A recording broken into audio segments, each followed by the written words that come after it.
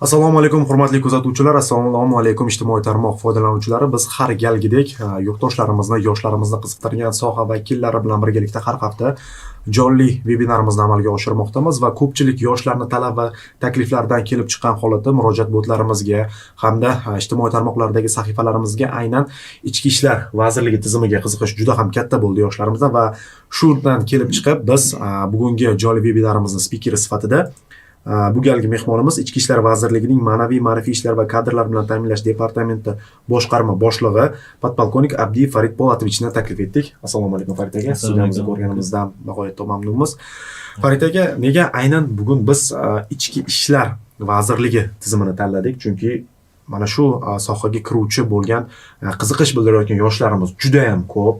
Qanday shartlari bor, qanaqa mezonlar asosida qabul qilinadi degan savollar juda ham ko'p. Keling dastavval bir kirish qilib bersangiz, shundan so'ng biz suhbatimizni davom ettirsak va nima desam bo'ladi, to'g'ridan to'g'ri jonli efir orqali kelayotgan savollarga yoshlarimizni javoblarini beramiz. Rahmat aka, rahmat. So'zimni boshlashdan oldin alohida minnatdorchilik bildirmoqchi edim tashkilotchilarga. Chunki bu biz uchun ham ishga kirishga istak bildirayotgan nomzodlar uchun ayni muddao bo'ladi deb o'ylayman. Negaki yaqinda ichki ishlar tizimiga ishga kirish bo'yicha yangi tartib e'lon qilindi. Bu bo'yicha hali keyingi ma'ruzalarimizda chuqurroq to'xtalamiz. Men aytmoqchi bo'lganim, bu bo'yicha o'sha tizimga yangi e'lon qilingan tartib bo'yicha Daryo.uz o'sha rasmiy saytlarga e'lonlar berdik. Lekin baribir ham ko'nglimiz to'lmay turgan ediki, bu qanday mana jonli muloqot ayni muddao bo'ldi. Albatta.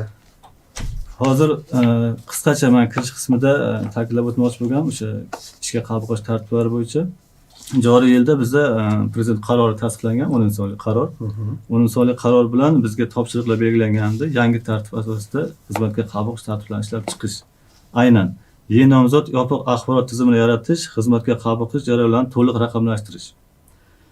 Tanlovning barcha bosqichlaridan faqat yaxshi va a'lo baho olgan nomzodlarni xizmatga qabul qilish choralarini ko'rish, lavozimlarni yuqori ma'naviy, axloqiy, ishchanlik va kasbiy sifatlarga ega nomzodlar bilan jamlashni nazarda tutgan holda ichki ishlar organlarida xizmatga qabul qilishning sifat jihatdan yangi, soddalashtirilgan tartibini o'rnatish.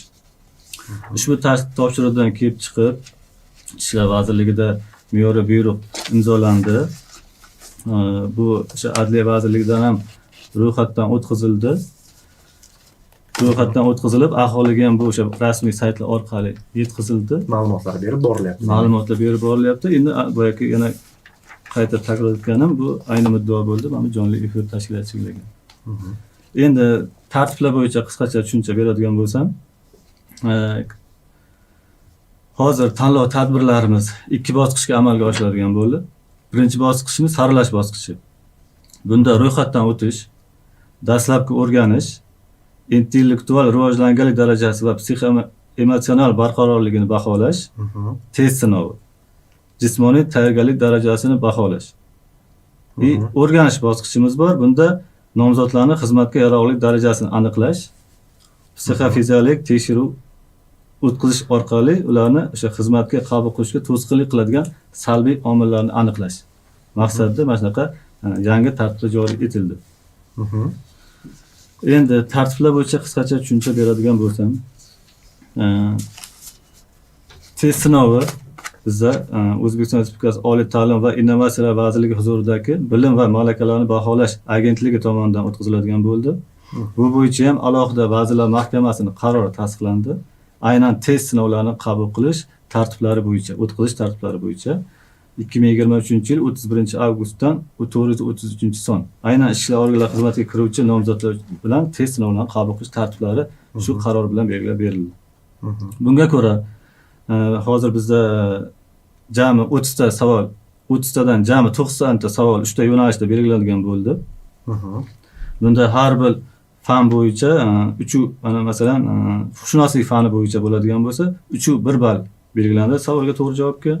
O'zbekiston tarixidan eng yangi tarixi bo'yicha O'zbekistonning 201 ball belgilandi. Tarbiya fani bo'yicha 1 ball. Demak, jami 189 ball maksimal ball to'plash mumkin. Bu qarorda belgilandi. Vazirlikning ham me'yoriy buyrug'i tasdiqlangandan keyin 134 ball prohodnoy ball, o'tish balli deb belgilandi. nomzodlarimiz uchun. Demak, Farid aka, yoshlarimiz mana hozir savollar berishni boshlashyapti va biroz ovozingizni balandroq gapirishingizni iltimos qilishyapti va men ham ovozimni balandroq gapiraman, chunki efir sifatida ozgina muammo bo'lyapti, adashmasam.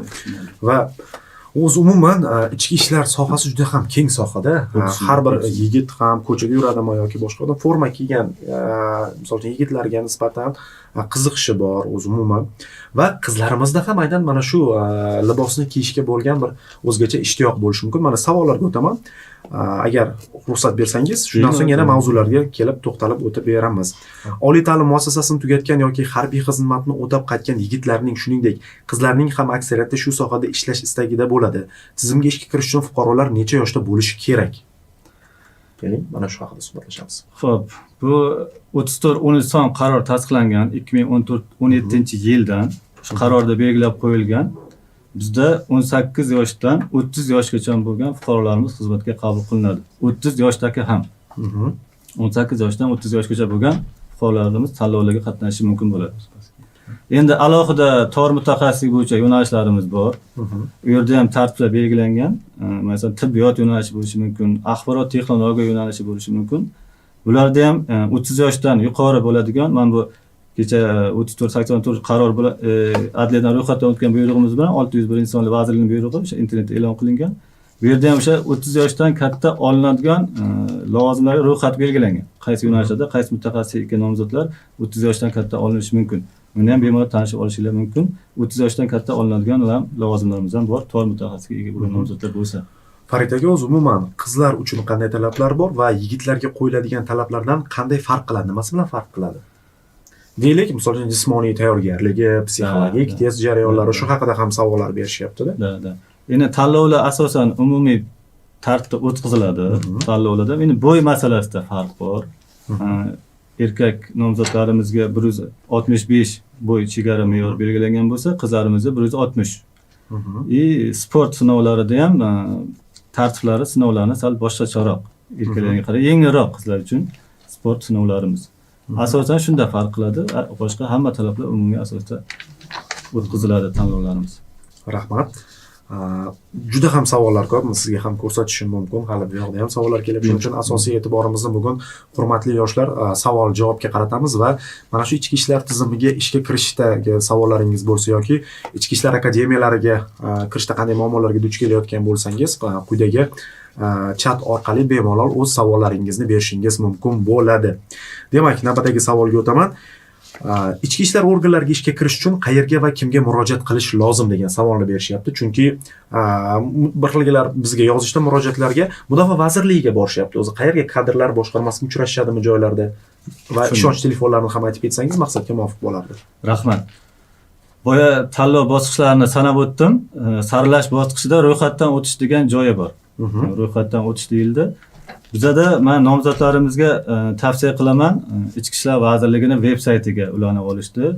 Har bir hududlarda ichki ishlar boshqarmalarining o'zining veb-saytlari bor. Veb-saytlariga albatta ulanib olishsa, bizada tanlov e'lon qilinadi, ehtiyoj bo'lganda. Har doim ham tanlov bo'lmaydi, qachonki bo'sh lavozimlar ochilganda tanlovlar e'lon qilinadi veb-saytlar orqali. Bu bizada tartib bo'yicha, bu qarorda ham belgilangan. Doimiy ro'yxatdan o'tgan joyi bo'yicha murojaat qilish kerak nomzodlar. Faqat Toshkent shaharga istisno tariqasida ruxsat berilgan, boshqa viloyatlardan ham kelib tanlovlarga qatnashishi mumkin. Boshqa hududlarda yashayotgan, doimiy ro'yxatda turgan fuqarolarimiz o'zini yashash hududi bo'yicha faqat tanlovlar e'lon qilinganda ro'yxatdan o'tsa bo'ldi. Bu yog'i o'sha ro'yxatdan o'tgandan keyin boyagidek bizda endi axborotlashtirish tizimi yo'lga qo'yilyapti. Mana hozir byurolarimiz tasdiqlandi. Yanvar oyidan yangi tartib asosida biz tanlovlarni o'tkazamiz. Ro'yxatdan o'tishdan boshlab boyagidek keyin qolgan hamma jarayonlarni biz o'zi o'sha ro'yxatdan o'tgandan keyin e'lon qilib boramiz nomzodga elektron shaklda. Tanlov bo'ladigan kuni, bo'ladigan joyi, har birini faqat ro'yxatdan o'tsa bo'ldi, o'rnatilgan tartibda. Yana bir savol bilan Davronbek Umarov nomli akkauntga yozyaptilar. Ko'pchilikda ichki ishlar idoralariga ishga kirishda har doim murakkab bo'lgan degan e'tirozlar uchraydi. Ishga kirishga da'vogarlar ko'p hujjat tayyorlab topshirish kerak deyishadi. Bu qanchalik asosli? O'zi qanaqa hujjatlar yig'iladi asosan? Keling, mana shu haqida ham, chunki bizni hozir juda ham ko'plab tomoshabinlarimiz, yoshlarimiz kuzatishyapti va ularga ham bir manfaatli bo'lardi ushbu berayotgan javobimiz. Rahmat. hozir endi bu oldingi tartiblar bo'yicha menimcha nomzodimiz oldingi tartiblarni aytyaptilar shekilli. Hozir juda ixchamlashib ketdi. Mana hozir yangi tartibda ham soddalashtirish vazifasi yuklatilgan edi. Soddalashtirish masalalari ham bu yerda ishlab chiqildi. E-nomzod degan boya elektron platformani sizlarga aytib o'tdim. E-nomzod orqali hujjatlar уже biza elektron boyaki tortib oladigan bo'ldik. Pasport nusxasi bo'ladimi yoki metrkasi bo'ladimi, boshqa qog'ozbozlikdan ancha voz kechilyapti. Mana hali tanlovlarimiz yangi yo'lga qo'ygandan keyin buni o'zinglar ham guvohini bo'lasizlar. Murojaat qilish boshlandi, dastlabki o'rganish boshlangandan keyin birinchi galda umumiy o'sha talablarga biza dastlabki o'rganishda buni o'rganib ko'ramiz. Bu yerda aytganim bo'y masalasi bor, ma'lumot masalasi bor. Dastlabki o'rganishda shu umumiy talablarga mosligi o'rganilgandan keyin keyingi bosqichlarga o'tib o'rganish bosqichiga yetib kelganda hujjatlar asosan so'raladi. Ungacha hujjatlar talab qilinmaydi. Ariza yozib boyagidek o'rganish bosqichiga hujjatlarni rasmiylash jarayoni boshlangandan keyin hujjatlar so'raladi. Qanaqa? Pasport nusxa boyagidek biz o'zimiz elektron shaklda oladigandan tashqari yana qo'shimcha hujjatlar so'ralishi mumkin. Anketa deymiz, tarjima hol, qarindoshlar to'g'risida ma'lumotlar to'ldirib berish kerak bo'ladi. Lekin asosiy hozir biz elektron shaklda faqat bizdan ro'yxatdan o'tsa bo'ldi. Biz qolgan hujjatlarni hammasini biz o'sha Davlat xizmatlari agentligida o'sha belgilangan tartibda biz pasport nusxasi bo'ladimi, qarindoshlar agar pasport nusxasi bo'ladigan bo'lsa, u yerdan bemalol olishimiz mumkin bo'lyapti. Yeni nomzod ishga tushgandan keyin. Farid aka, o'zi umuman barcha nomzodlar hujjatlarni taqdim qilib bo'lgach, nomzodlarni qanday sinovlar kutadi? Yana baribir saralab olish bo'ladi-ku, to'g'rimi? Men tushunishim bo'yicha. Albatta, boya o'tganda ikki bosqichda saralash, o'rganish. Saralash bosqichida boyagida dastlabki o'rganish umumiy talablarga to'g'ri kelsa, keyin psixologik test deydi. Oddiy til bilan aytganda psixologik testimiz bor. Undan keyin bo'laki bilim va malakalarni belgilash, aniqlash agentligi tomonidan o'tkaziladigan test sinovimiz bor. Test sinovidan o'tgandan keyin jismoniy tayyorgarlik baholanadi. Undan so'ng o'rganish bosqichiga o'tiladi. O'rganish bosqichida bizda harbiy tibbiy ko'rikdan o'tiladi. Sog'lik holati tekshiriladi. Sog'lik holatidan ham yaroqli chiqqandan so'ng bizda boyagidek poligraf tekshiruvi bor. Psixopoligraf tekshiruvi. Buni endi oddiy til bilan aytadigan bo'lsak, ko'pchilik yoshlarimiz kinolarda ko'rishgan buni, detektor leji deydi. Shunaqa uskuna hozir biz uskuna orqali ishga olish jarayonlarini boshladik. Negaki mana hozir ijtimoiy tarmoqlarda ko'radigan bo'lsanglar, bizning ham o'sha xodimlar bilan bog'liq ko'p mojaroli masalalar bor, qo'pol muomalada bo'lgan holatlari bor. Shulardan kelib chiqib bizda hozir yangi tartib qo'llanib, poligraf tekshiruv orqali mana shunaqa salbiy omillarni keltirib chiqaruvchi nomzodlarni ham shu oldindan aniqlash imkoniyati paydo bo'ladi. Albatta, bu o'sha maxsus poligraf apparati orqali, savol-javob orqali mana shunaqa salbiy omillarni keltiruvchi bor nomzodlarni ham aniqlash imkoniyatiga ega bo'lyapmiz. Mana shu jarayonlarda hammasidan o'tgan nomzodlarimiz yana shu joyini hozir men aytib ketmoqchi bo'lganim, oldingi tartib bo'yicha lavozimga tayinlanardi. Undan so'ng bizda boshlang'ich tayyorgarlik bor. Bu majburiy 3 oylik boshlang'ich tayyorgarlikdan o'tadi nomzodlarimiz. Hozir yangi tartib bo'yicha endi lavozimga tayinlanmasdan to'g'ridan-to'g'ri bizda Malaka oshish instituti tarkibida boshlang'ich tayyorgarlikdan o'tadigan bo'ldi. Boshlang'ich tayyorgarlikka lavozimga tayinlanmasdan to'g'ridan-to'g'ri yuboriladi. U yerda oylik olmaydi, faqat pensiya, stipendiya oladigan bo'ladi. Ana kursantlarimizga singari, ular ham kursant sifatida bu yerda boshlang'ich tayyorgarlikdan o'tib, stipendiya bilan ta'minlanadi. 3 oylik boshlang'ich sinovdan o'tgandan keyin, boshlang'ich tayyorgarlikdan o'tgandan keyin maxsus sertifikatimiz bor. Maxsus sertifikatni o'sha sinovlardan o'tib olgandan so'ng qaytib kelib yo savdorlik yoki belgilangan ofitserlik lavozimlariga tayinlanadi. Rahmat Farid aka. Ko'pchilik savol beryapti. Bugungi kunda asosan qaysi ish o'rinlariga ishga qabul bo'lmoqda hamda ko'pchilik yoshlardan asosan savollari bir xil bo'lyapti Farid aka. Men misol uchun irrigatsiya universitetini tamomlaganman, men Jahon tillari universitetini tamomlaganman yoki Milliy universitetini tamomlagan degan savollar kelyapti. O'zi umuman qaysidir universitetni tamomlashida farqi bormi ichki ishlar sohasiga xodim sifatida qabul qilinish uchun yoki bo'lmasam mana shu o'sha harbiy guvohnomaga ega bo'lishi hamda oliy ma'lumotli bo'lishi yetarlimi? Qanaqa shart-sharoitlar bor? Rahmat. Bizda alohida mutaxassislik talab etiladigan lavozimlar bor. Alohida mutaxassislik talab etiladigan lavozimlar bor. Undan tashqari lavozimlarga bizda hozir umumiy talab bo'yicha bizga ishga kiruvchilar oliy ma'lumotga ega bo'lish kerak yoki sirtqi ta'limda o'qiyotgan bo'lish kerak profilaktika inspektori yordamchisi bo'lib o'rta maxsus ma'lumotga ega bo'lsa ham uni ham xizmatga qabul qilishimiz mumkin. O'zimizni idoraviy akademik litseylarni tugatgan yoki harbiy akademik litseylarni tugatgan bo'lsa ham o'rta maxsus ma'lumotga ega bo'lsa ularni xizmatga qabul qilishimiz mumkin. Ayrim lavozimlarimiz mutaxassislik talab etiladigan lavozimlar hisoblanadi. Bizning mana shu tarkibimizda tibbiyot boshqarmamiz bor. Shifokorlarimizga mutaxassis talab etiladi. Agar tibbiyot yo'nalishi bo'yicha mutaxassislik ega bo'lmasa, undan u yo'nalishga tayinlanmaymiz. Mana asosan bizda profilaktika inspektori lavozimlariga ko'p tanlov bo'ladi. Patrul post xizmati yo'nalishi bo'yicha tanlovlarimiz ko'p bo'ladi. Mana patrul post xizmati yo'nalishi bo'yicha agar tanlov e'lon qilinadigan bo'lsa, savdolik lavozimiga boyagi talablar, ma'lumoti oliy bo'lsa yoki sirtqi ta'limda o'qiyotgan bo'lsa bo'ldi fuqarolarimiz. Biza uni mutaxassisligiga e'tibor berilmaydi. Alohida mutaxassis talab etiladigan lavozimga olish uchun mutaxassislikka biz e'tibor beramiz. Farid Po'latovich, hozir yana bitta narsaga aniqlik kiritib ketishingizni iltimos qilgan bo'lardim. Masalan, deylik, oliy ma'lumotlik u. Uni unvoni qanday oshiriladi? Deylik, misol uchun bakalavriatni tamomladi, biror bir oliy o'quv yurtini va Ichki ishlar vazirligiga ishga kirdi. Kichik serjant unvonidan boshlaydi oliy ma'lumotli bo'lganligi uchun. Va yana bitta masala, agar magistraturani tamomlab turib kirgan bo'lsa-chi, qanaqadir ustunlik beriladimi? Shu bo'yicha ham savol so'rashibdi. Tushundim. Bizda hozir yangi tartib bo'yicha aytdim, boya tanlovlarda dastlab umumiy tanlov asosida xizmatga qabul qilinib, boshlang'ich tayyorgarlikka yuboriladigan bo'ldi. Boshlang'ich tayyorgarlikdan tugatib, 3 oylik boshlang'ich tayyorgarlik tugatib kelgandan keyin ma'lumoti o'sha o'qigan yo'nalishidan kelib chiqib, yo savdolik yo ofitserlik lavozimiga tayyorlanadi.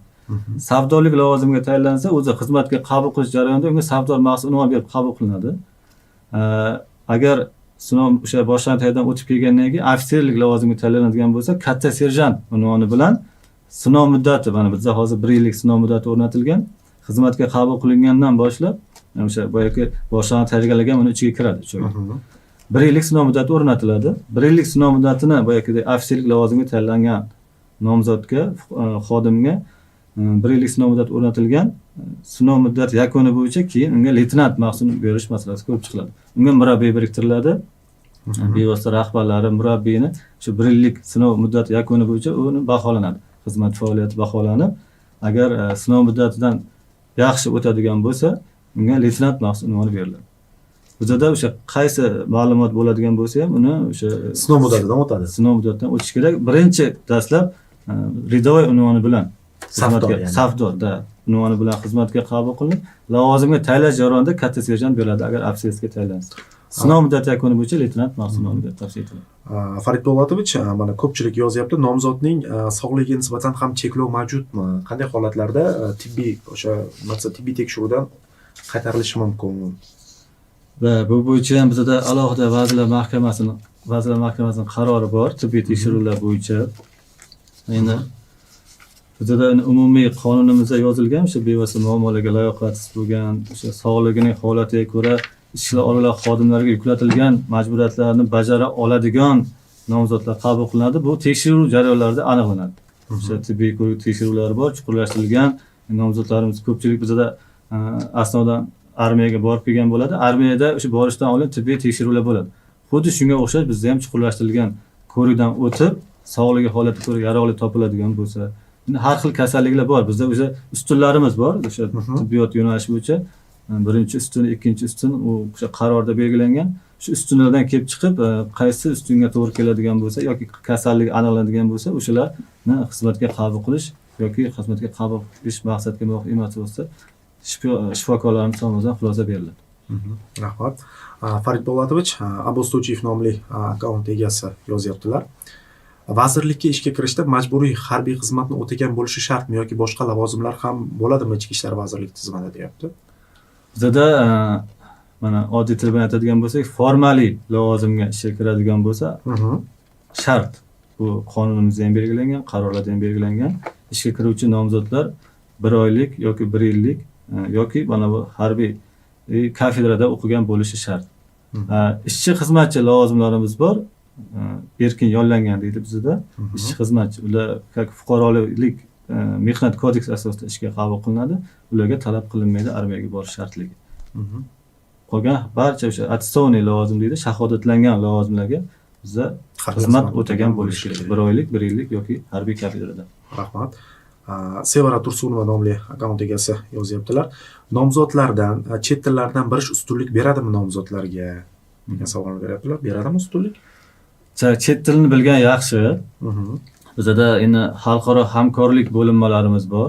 U yerda o'sha boya aytganimdek alohida mutaxassislik talab etiladigan bo'linmalarga kiradi bu ham. Bu yerda chet tilini yaxshi biladigan bo'lsa, xalqaro hamkorlik bo'linmalarimizga ishga olishimiz mumkin bo'ladi, qaysi bir tilni biladigan bo'lsa. Mhm. Lekin umumiy boyagida aytgandek patrul post xizmati, profilaktik inspeksiya lavozimlariga o'tganda chet tili talab qilinmaydi. Boya aytgandek xalqaro hamkorlik yoki turizm sohasi yo'nalishi bo'yicha lavozimlarga tanlovlar e'lon qilinganda chet tilini bilishlik darajasi talab qilinadi. Rahmat. Assalomu alaykum Farid Polatovich. Ushbu ko'rsatuvni jonli efirni kuzatib kelmoqdaman va savolim shundan iboratki, agar fuqarolar suhbatga borayotganda asosan qanday savollar beriladi suhbat jarayonlarida deyapti.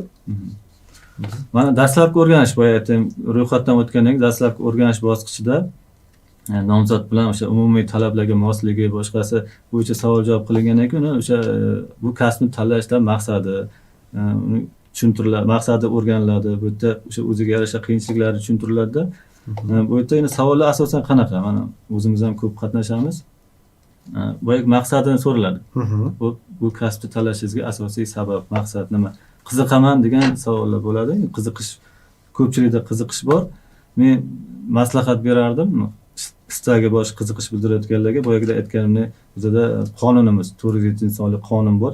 2016-yilda qabul qilingan. Uni bilishlarini, bu 2017-yilda 13-sonli qaror qabul qilingan. Uni bilishlarini, boyagida idoraviy buyrug'imizda aytdim, adliyadan ro'yxatdan o'tgan, uni bilishlarini so'rab qolardim, chunki qiziqish bilan boyagida kelgandan keyin savol-javoblarda juda ko'p oqsoqliklar bor. Nomzodlarimiz faqat qiziqish bilan cheklanib qolyapti. O'zini ustida ishlash, boyagida qiziqib turib savol beriladi. Asosan mana birinchi savol qiziqaman degandan keyin qiziqqan bo'lsangiz, bizani qaysi me'yoriy hujjatlar bilan tanishib chiqdingiz? O'zi bizani da ishlar organlarida asosiy vazifalar nima? Nima ish qilar ekan o'zi? Degan savollarga asosan nomzodlarimiz javob bera olmaydi. Bu yerda faqat qiziqish bilan, kelish bilan chegaralanib qolinadi. Demak, sohani kirib o'rganish kerak. Ozgina tushuncha bo'lish kerak. Bu yerda aytgandek qonun, qarorlarda ozgina tushuncha bo'lsa, o'zi uncha-muncha savolga ham javob anaqa qolmaydi. Nomzodlarimizda yana ko'p kuzatilayotgan narsa tayyorgarlik ko'rmasdan kelishadi. Mana sport normativlari, boshqalarni belgilab qo'yilgan, aniq yozib qo'yilgan. Bundan topshirish kerak, bundan topshirish kerak. Normativlari bo'lsa, turnirda oladigan bo'lsa, nechta tortilsa o'tadi. Shu narsalar aniq yozib belgilangan, lekin sinov jarayonlarida buni aksini ko'ryapmiz ko'p hollarda. Faqat o'sha qiziqish bilan cheklanib qolishadi. Men tavsiya qilardim, oldin o'zini ustida ozgina ishlash kerak. Bu me'yoriy hujjatlarni o'ziga savol berish kerak. Bu kasbni tanlayapman, demak nima ish qilar ekan? Talablarga javob beramanmi? Talabga javob beramanmi yo'qmi? Ertaga men forma kiyadigan bo'lsam, men o'sha hozir ichki ishlarga qo'yiladigan umumiy talablarga mos bo'lamanmi? Fuqarolarga qanchalik men yaqin bo'la olaman, qanchalik yordam bera olaman degan savollarga javob berib, o'ziga o'yirim bo'lgandan keyin bizga o'sha murojaat qilgani to'g'ri bo'ladi. Rahmat. Xo'p, savollar juda ham ko'p, Farid Polatovich. Shuning uchun iloji boricha tezroq savollarni o'qishga harakat qilaman. Demak, pedagogik tajribaga ega bo'lgan fuqarolarga ham vazirlikda ishlash imkoniyati beriladimi? Albatta, bizda ham o'sha ta'lim akademiyamiz bor, boya aytgandek malaka oshirish instituti bor, idoraviy akademik litseylarimiz bor. Agar shahodatlangan lavozimga umumiy asosda tanlov asosida ishga kiraman desa, o'sha tanlov e'lon qilinganda qatnashishi mumkin bemalol. Aynan pedagogik faoliyat bilan shug'ullanaman ichki ishlar organlarida ham desa, buni akademiyamizga, malaka oshirish institutlariga murojaat qilishlari mumkin. Yoki umumiy asosda lavozim bo'yicha uchastkovoy bo'laman yoki TPSda ishlayman deydigan bo'lsalar, umumiy asosda tanlov e'lon qilinganda qaysi hududda yashayotgan bo'lsalar, o'sha hududdan qatnashishi mumkin. Anvar Salimov nomli akkaunt egasi yozyaptilar. Poytaxtdan boshqa hududlarda istiqomat qilayotgan fuqarolarga ishga kirish uchun poytaxtga kelish kerakmi yoki bu ish o'sha hududda turib ham amalga oshirsam bo'ladimi deyaptilar. Agar ular poytaxtga ishga kirmoqchi bo'lsalar, poytaxtga kelish kerak. Bu sinov, bu dastlabki o'rganish degandan keyin dastlabki o'rganish xuddi siz bilan biz gaplashib turganda shunaqa muloqot tarzida o'rganiladi. Bu poytaxtga kelish kerak bo'ladi. Agar viloyatda ishga kirishga istagi bo'ladigan bo'lsa, viloyatda o'zida u narsa tanlovlar amalga oshiriladi. Rahmat. Demak, yana bir savolni o'qib eshittirmoqchiman. Ichki ishlar akademiyasiga qabul jarayonlari haqida ham ma'lumot bera olasizlarmi? Talablar qanday? Ma'lumot bera olamizmi? Albatta. Akademiya Men bu bo'yicha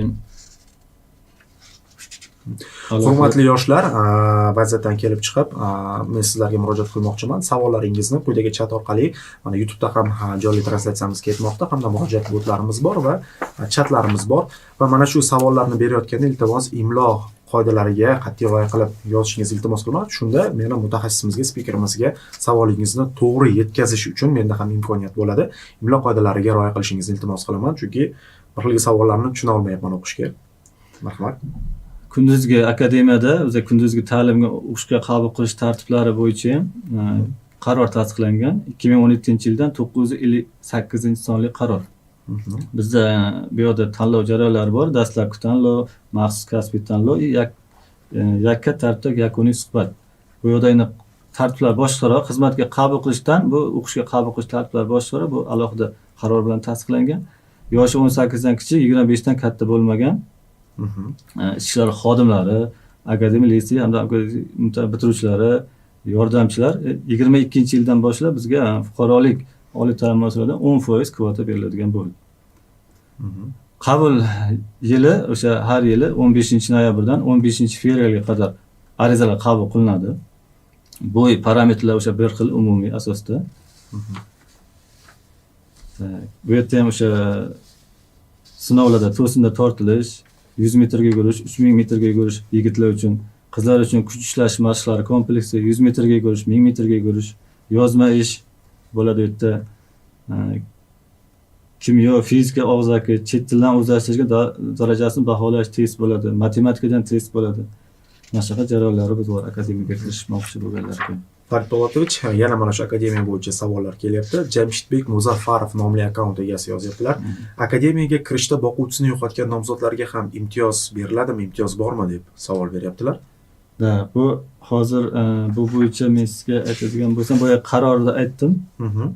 Endi bu yerda boquvchisini yo'qotgan deganda bizda asosan imtiyozlar bor. O'zimizda ishchi orada xizmat qilib, xizmat burchini bajarish vaqtida halok bo'lgan ishchilar xodimlarini farzandlariga nisbatan ko'proq imtiyozlar talqin qilingan, lekin umumiy asosda boshqa imtiyozlarimiz belgilanmagan. Rahmat. Tushunarli bo'ldi. Assalomu alaykum. Tor doirada mutaxassislar ishga olinadi adashmasam. Fuqaro yuridikani bitirgan bo'lsa, 35 yoshgacha olishadimi ishga? Bularda ham jismoniy tanlov bo'ladimi? Shinargul Kuanisheva nomli akkaunt egasi yozyaptilar. Tor doirada mutaxassislar ishga olinadimi adashmasam? Albatta, boyagi buyrug'imizda tor ixtisoslik yo'nalish bo'yicha lavozimlar belgilangan. Shu yo'nalishlar bo'yicha bizda shu mutaxassislikka ega bo'ladigan bo'lsa, biz tanlovlarsiz ishga qabul qilamiz ularni. Bu aytgandek tibbiyot dedim, axborot texnologiyalari dedim, psixologik yo'nalishlar bo'yicha mana hozir yosh ham 35 yoshgacha chegaralangan bo'ladimi Farid aka bu yerda? Bu yerda yosh chegarasi qanaqa? Bizda belgilangan mana erkaklar uchun bizda xizmatda bo'lish yoshi 55 yosh hozirgi kunda. 55 yoshda belgilangan. Tor mutaxassislik bo'yicha bo'ladigan bo'lsa, xizmatga qabul qilishda bizda umumiy talab pensiya olish huquqiga ega bo'lish kerak. Mana masalan erkaklar 35 yoshda kiradigan bo'lsa, bizda xabaringlar bor, 20 yil kalendar xizmat o'tagandan keyin bizda pensiya olish huquqiga ega bo'ladi. Demak, 35 yoshdan biz olishimiz mumkin. 35 yoshgacha tor mutaxassislar. Bular 20 yil kalendar xizmat qilgandan keyin 55 yoshga to'ladigan bo'lsa, pensiya olish huquqiga bo'ladi shu belgilangan yoshga yetganda.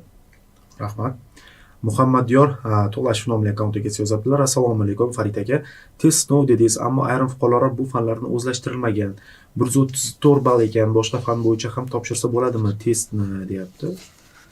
Yo'q, testlarda boyagida aytdimki, umumiy boyagi maktabda, kollejda o'tilgan darsliklardan savollar tuziladi. Bu belgilangan o'sha agentlik tomonidan, bilim va baholash agentligi tomonidan test savollari ishlab chiqiladi.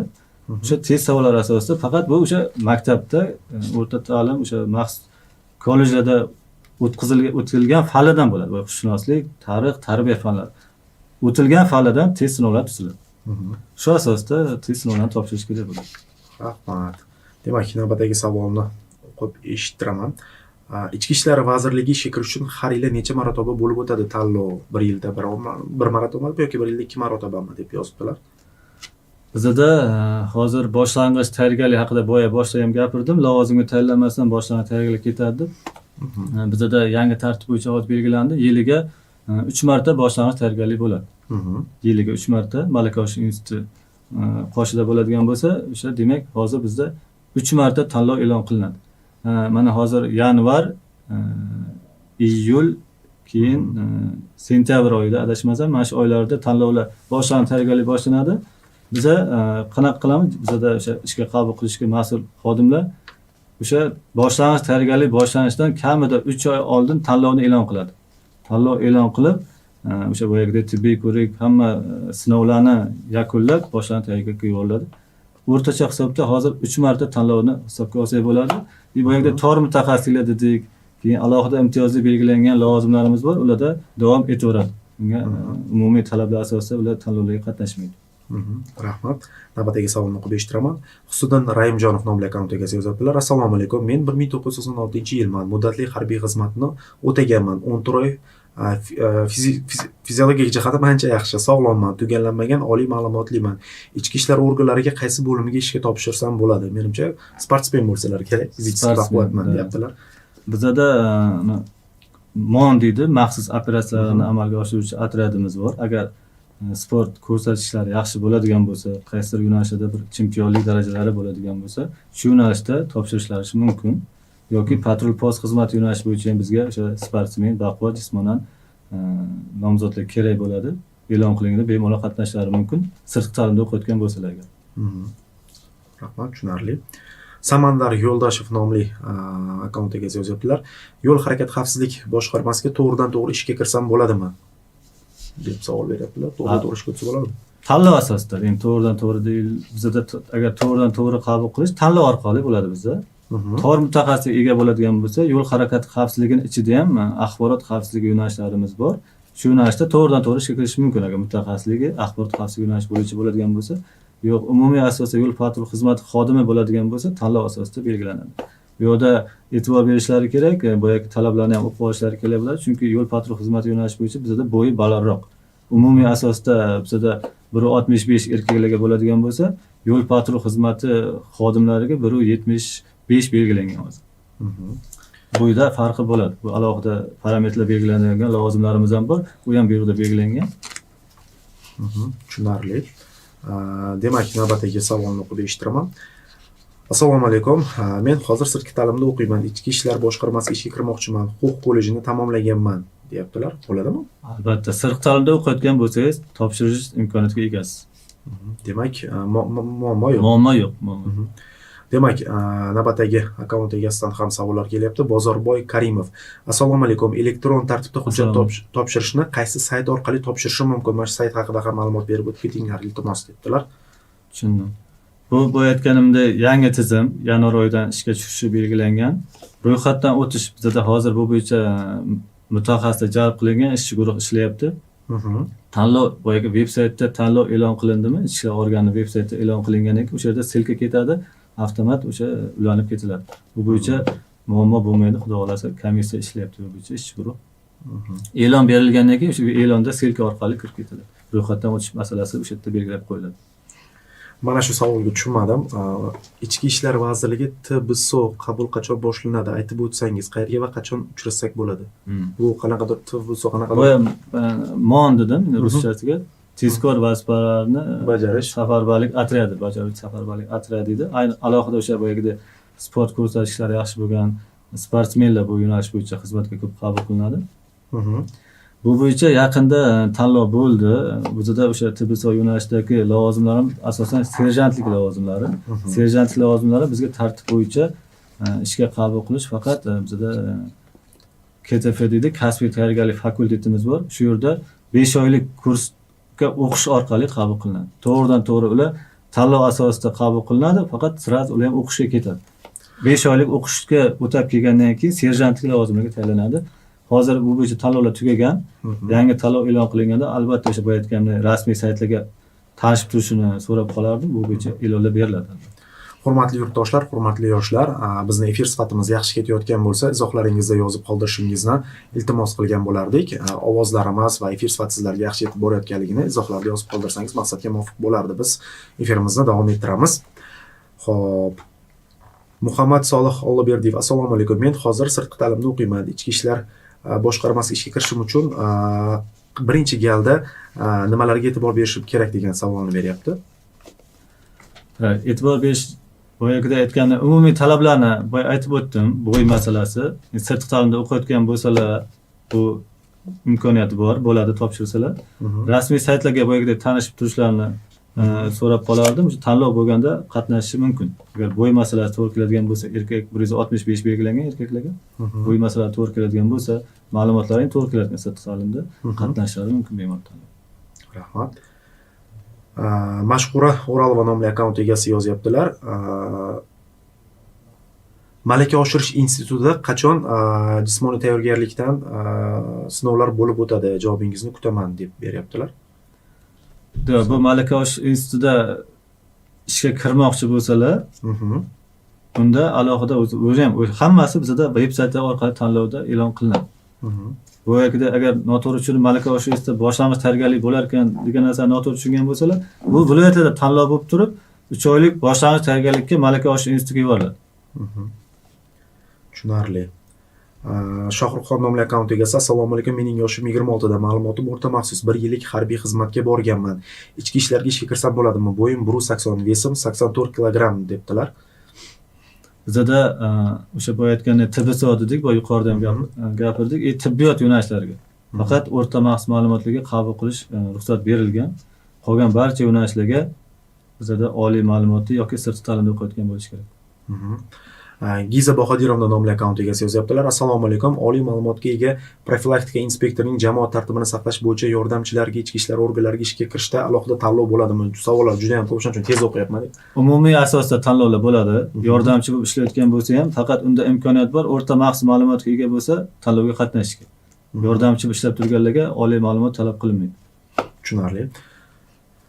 Demak, Quvonchbek Xolmatov nomli akkaunt egasi yozyaptilar: assalomu alaykum, Ichki ishlar vazirligi kiber xavfsizlik bo'limi uchun qanday tayyorgarlik va talablar mavjud?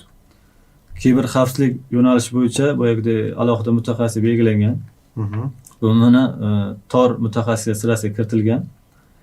Bunga kelib o'sha bizda tegishli mutaxassislarni suhbatidan o'tish kerak, savol-javobdan o'tishgandan keyin ularning kafolatiga asosan hujjatlar rasmiylashtiriladi.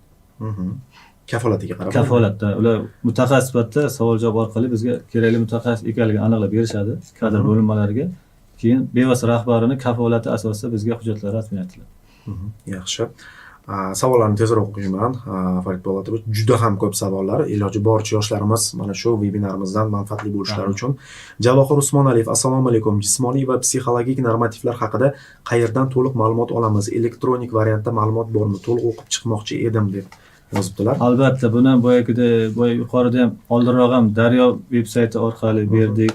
Ichki ishlar organlari saytiga mana xohlagan odam hozir ichki ishlar organlari saytiga kirib, Luba internetda xohlagan odam ichki ishlar organlari ichki ishlar vazirligi sayti deb bersa bo'ldi, chiqib keladi. Rahmat. Bemalol tanishish mumkin. Tanishish mumkin. Hamma hujjatlarimiz bilan. Rahmat. Bekzod Daliyev nomli akkaunt egasi yozyaptilar: assalomu alaykum, yaxshimisiz aka? Pedagogika yo'nalishini bitirdik, zaxiradagi ofitsermiz. Shunga qaysi yo'nalishga topshirsam bo'ladi? Javobingiz uchun rahmat debdilar. Boyagidek o'zlarini o'sha pedagogik yo'nalish bo'yicha bo'ladigan bo'lsa, umumiy asoslarda profilaktika xizmati yo'nalishiga topshirishlari mumkin. Rahmat.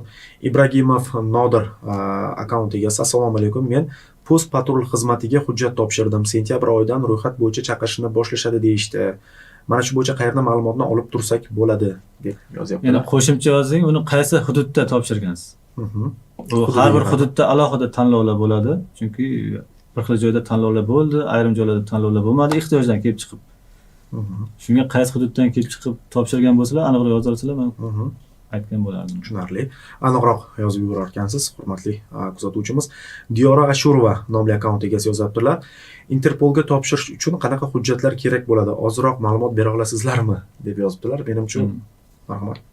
Interpolga bizda endi bilasizlar, u tezkor xizmat yo'nalishi bo'yicha asosan ishlaydi. Menimcha eng saralanganlar o'tsa kerak. Albatta, eng saralanganlar bizda ishlab turgan xodimlarning ichidan, tezkor xodimlarning ichidan asosan olinadi. Interpolda ham o'zi bizda bo'linmamiz, u shtatlari ham kam. Bizda uniga alohida o'sha bo'yagidek mutaxassis bo'lib to'g'ridan to'g'ri kamdan kam olinadi. Alohida chet tilligi bo'yagidek bilish darajasi kuchli bo'lgan nomzodlar olinmasa agar, asosan tezkor xizmat xodimlarimiz ichidan Interpolga olinadi. Saralab, tanlab albatta. Rahmat. Bekzod ismli yoshimiz yozyaptilar. Sportdan sport masteriga, ya'ni ustaligiga ega bo'lsa, ishga kirishga yordam bera oladimi deyaptilar. Sport masteri bo'lsa. Bu bo'yicha ham boya aytdim, bizda qarorimizda belgilangan sport turlari bo'yicha mana O'zbekistonda yoki olimpiada o'yinlarida o'rinlar egallagan nomzodlarimizga imtiyozlar bor. Boyagi sport ustaligi bo'ladigan bo'lsa, boyagi TBSOga bizda maxsus otryadlarimizga bemalol topshirishi mumkin. O'sha u yo'nalishga topshirishga imkoniyat beradi sport ustaligi. Rahmat. Ilhomjon Ibragimov nomli akkaunt egasi yozyaptilar. Ishga kirish uchun qo'yilgan yangi talablar davlat test markazi DTM testlar qiyinlashtirib yuborishmayaptimi? Chunki nomzodlar qiynalyapmiz degan bir e'tirozli savollarni berishyapti. Yo'q, endi men qiyinchilik ko'rmayapman. Agar o'sha o'zi kollejda, maktabda fanlardan yaxshi o'zlashtirgan bo'lsa, menimcha muammo bo'lmaydi. Hamma hozir institutga ham oliy ma'lumotli bo'lish uchun mana shu sinovlar topshiradi. O'sha sinovlar maktabda, kollejda o'qigan programma bo'yicha savollar tuziladi, savollar tushadi. Joyida o'sha maktabda yaxshi o'qigan bo'lsa, menimcha muammo bo'lmaydi. Otabek Mengpo'latov nomli akkaunt egasi yozyaptilar. Assalomu alaykum. Toshkent shahar PPS ga topshirgandim. 29 ball yetmay qoldi. Birorta medko'rikdan qaytgan bolani joyiga ishga joylashsam bo'ladimi debdilar. Yo'q, bizda tanlov tartiblarimiz bo'yicha, belgilangan tartiblar bo'yicha tanlovni biron bir bosqichdan o'tolmagan nomzodni keyingi bosqichga o'tkazishga yo'l qo'yilmaydi. Faqat u keyingi tanlovlarda o'sha boshlang'ich dastlabki saralash bosqichidan boshlab qatnashishi mumkin. Rahmat. O'g'loy Mahmudjonova yozyaptilar. 3-kurs sirtqi ta'limda o'qiyotgan bo'lsa ham ishga qabul qilinsam bo'ladimi? Bo'ladi. 1-kurs sirtqi ta'limda o'qiyotgan bo'lsa ham qabul qilsa bo'ladi. Sodiqjon Obidjonov, assalomu alaykum. Ichki ishlar organlariga qachondan nomzodlarni saralash boshlanadi navbatdagisi deb yozyaptilar. Navbatdagisini boya aytganimdek saytlar orqali xabardor qilamiz. Hozircha to'xtatilgan, yangi tartib o'sha yo'lga qo'yilgandan keyin bu jarayonlarni o'sha amaliyotga tatbiq qilish bo'yicha bir texnik ishlar ishlab chiqilyapti. Bu aytganimdek e-nomzod platformasini ishga tushiramiz, uni ishchi guruh ishlayapti. Uzoq bilan nima desam, hozir fevral-mart oylarida yangi tartiblar bo'yicha biz tanlovlar e'lon qilamiz. Rahmat. Salom, men Yoshlar akademiyasi a'zosiman. Menga ichki ishlar boshqarmasiga ishga kirishda ustunlik beriladimi? U qanday akademiyasi? Yoshlar akademiyasida deyaptilar. Shunaqa akademiya bormi? Bilmadim. Endi bu fuqarolik bo'lishi mumkin. Yo'q, bu bo'yicha bizda aytdim-ku, alohida o'sha imtiyozlar beriladiganlar belgilab qo'yilgan-da. Oliy Ichki ishlar vazirligi xodimini farzandi bo'lsa, imtiyozli tugatgan bo'lsa, oliy ta'lim muassasasini imtiyozli tugatganlarga bizda imtiyoz bor ishga olishda. Boyagi sport ustaligi, chempionligi bor nomzodlarga, keyin alohida boyagi tor mutaxassislikka ega bo'lganlarga imtiyozlar bor. Lekin bu yo'nalishda imtiyozimiz yo'q. Rahmat. Boyagi nomli akkauntimiz menimcha yozyapti. Sirdaryo viloyatiga qachon ishga qabul boshlanadi deb. Sirdaryo viloyatiga ham boyagidek o'sha veb-sayt orqali ularni veb-saytiga, ishlar boshqarmasi veb-saytiga ehtiyoj bo'lganda tanlovlar e'lon qilinadi. Bizda boyagidek bo'sh lavozim, bizda pensiyaga ketadi, ko'pchilik boshqa ishga o'tadiganlar bo'lib qoladi. Shunda lavozimlar ochilgandan keyin yo'nalishdan kelib chiqib tanlov e'lon qiladi yoki patrul post xizmatiga yoki profilaktika inspektor lavozimiga yoki boshqa yo'nalishlarga tanlovlar e'lon qilinadi ehtiyojdan kelib chiqib. Asadbek Ahmadaliyev yozyaptilar. Assalomu alaykum. Meni savolim bor edi. Ishga topshirgandan keyin hamma imtihonlardan o'tgandan keyin buyruq qancha muddatda chiqadi? Oldindan rahmat debdilar. Boya aytganimdek, boshlang'ich tayyorgarlik bizda mana mart oyida bo'ladigan bo'lsa, o'sha yanvar oyidan tanlovlarni boshlaymiz. Tanlovlarni boshlab, mart oyida boshlang'ich tayyorgarlik boshlanishidan 5 kun oldin bizda buyruq chiqadi. Hududiy ishlar organlari bo'ladimi yoki markaziy apparatda bo'ladimi? 5 kun oldin xizmatga qabul qilish bo'yicha buyruq chiqadi va boshlang'ich tayyorgarlikka yuborish bo'yicha. Rahmat. Javohirbek Xotamov Farboladovich savol beryaptilar. 20-12 malaka oshirish institutiga qabul boshlandi. Biz bilamiz, bu o'qishda pasport tizimini ta'minlash yo'nalishi bor. Hozirgi kunda pasport tizimi davlat xizmatlari markaziga o'tyapti. Keyinchalik ishsiz qolmaydimi ushbu bitirgan deyaptilar. Misol savolga tushunmadim to'g'risi. Tushundim. Men umumiy asosda aytadigan bo'lsam, bizda ham o'tgan yillar davomida juda ko'p islohotlar bo'ldi. Xabaringlar bor, shtatlar qisqardi, qo'shildi. Hech kim ishsiz qolib ketmagan shu kungacha. Lavozim qisqargan, hattoki fuqarolik grajanskiy ishlarda ishlayotganlarni ham ishsiz qoldirganimiz yo'q shu kungacha. Rahmat. Demak, yaxshi mutaxassis bo'ladigan bo'lsa, albatta. Albatta. Rahmat. Assalomu alaykum. Surxondaryo viloyatida zaxiradagi ofitserlar uchun qachon tanlov bo'ladi? Javob uchun oldindan rahmat deb yozibdi Sardor Donbekov. Sirda Surxondaryoda hozir mana yangi tartibda ishga tushishi bilan Surxondaryoda hozir mana oxirgi mana bu dekabr, noyabr oylarida tanlov e'lon qilish arafasida edi. Mana yangi tartib yo'lga qo'yilgandan keyin to'xtab qoldi bu jarayon. Birinchi navbatlarda Surxondaryoda tanlovlar bo'ladi. Mana bu yangi tartibni biz amaliyotga joriy qilganimizda yanvarda bo'ladimi yoki fevralda bo'ladimi? Birinchi navbatda Surxondaryoda e'lon qilinadi tanlov. Rahmat. Assalomu alaykum. Men hozirda Toshkent axborot texnologiyalari universitetida sirtqi ta'limda o'qiyman. Ichki ishlar boshqarmasiga ishga hujjat topshira olamanmi? Albatta. Albatta topshira olasiz. DTM test sinovlari qo'shilishi ortiqcha emasmi degan savolni berishyapti. Ilhomjon Ibragimov nomli akkaunt egasi. Bizda boya yuqorida aytdim, topshiriq bo'yicha endi har bir tashkilot sifatida bizda ham ichki ishlar tizimiga o'sha bilimli, o'zini ustida ishlagan, salohiyatli nomzodlarni xizmatga qabul qilish niyatdamiz. Shu asosda buni joriy qilindi. Menimcha bu faqat yaxshilikka ertaga. Rahmat. Assalomu alaykum. Yaxshimisizlar? Rahmat ushbu jonli efir uchun, ko'rsatuv uchun ko'pchilikka manfaatli bo'lyapti deb yozibdilar. Oilada sudlanganlar bo'lsa, ishga kirishga ta'siri bormi? Bir necha marotaba topshirdim ishga, lekin hujjatlarimni o'rganish jarayonida ijobiy xulosa qaror qabul qilinmadi. Buni oldingi yillar bo'lsa kerak.